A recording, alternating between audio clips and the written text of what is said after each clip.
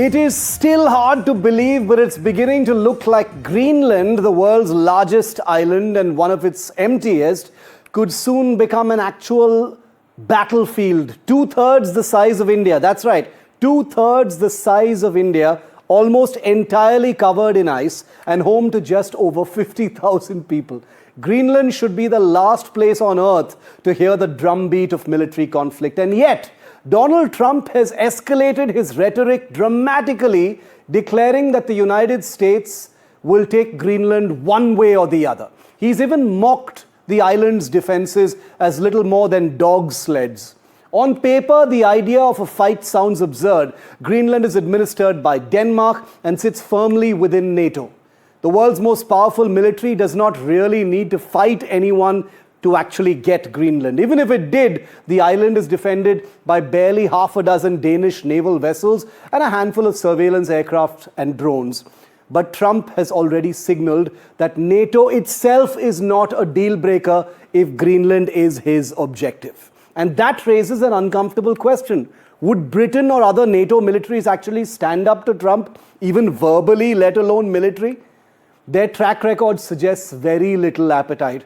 According to a very new report by Bloomberg, several NATO countries, including the UK and Germany, are considering boosting their military presence in and around Greenland. It is unclear with what that actually achieves beyond symbolic European unity, something that may only provoke Trump, ironically, into going a further step.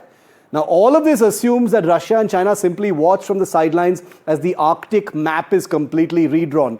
US senators are now heading to Greenland, we are told, on what is being described as a listening trip, even as Trump refuses to back down. And I'm guessing thousands of journalists, equal to potentially a tenth of Greenland's entire population, are seeking visas to arrive in Greenland and report this developing story. Just imagine that. Trump is serious about Greenland. Even by his standards, this does not sound like a throwaway line. What hangs in the balance is NATO, Arctic security arrangements, and possibly the opening chapter of a very new and very dangerous global order. Greenland should make the deal because Greenland does not want to see Russia or China take over. They don't go there. It's very far away from Greenland. And Greenland, basically, their defense is 2 dog sleds. Do you know that? You know what their defense is? 2 dog sleds.